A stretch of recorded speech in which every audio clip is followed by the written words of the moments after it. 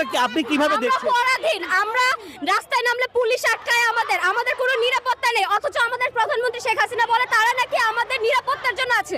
তারা যদি নিরাপত্তার জন্য থাকে আমার ভাইরা কালকে রক্ত দিল কেন? তারা কেন কালকে গ্রেনেড হামলা করলো? বিজেপিরা আমাদের এখানে কি করে? তারা তো ছাত্রলীগদের মারবে, ছাত্রলীগ কেন আমাদেরকে মারলো? আমাদের স্কুল বন্ধ কথা বলছিল, প্রথমে বন্ধ করার কথা বলে আমাদেরকে থামানোর চেষ্টা করলো। পরে বললাম বন্ধ হলে কি হচ্ছে, আরো অন্য জায়গায় শুরু হয়েছে। পরে বলে যে না শুরু হয়নি, খবর নেন। আমরা বলে আমাদের ফ্রেন্ডরা ওখানে আছে, মাথা ফেটে গেছে, রিক্সাতে যাচ্ছে, আহত। বলতে চাই তোমরা আমাদের মেয়ে, আমার মেয়ে এখানে পড়ে, ওরা তোমাদের নিরাপত্তার কথা আমরা চিন্তা করি। নিরাপত্তার কথা যদি এত চিন্তা করলো, এতগুলা মানুষ কিভাবে মারা গেল? আমরা তো ওইভাবে মারামারি শুরু করিনি।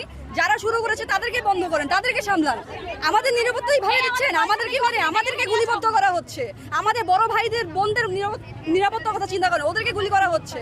আমরা কি বড় হলে যখন ছাত্রলীগরা আমাদেরকে অত্যাচার করবে তখন কি আমাদের নিরাপত্তা থাকবে? নিরাপত্তা আমাদের এমনিও নাই, অমনিও নাই।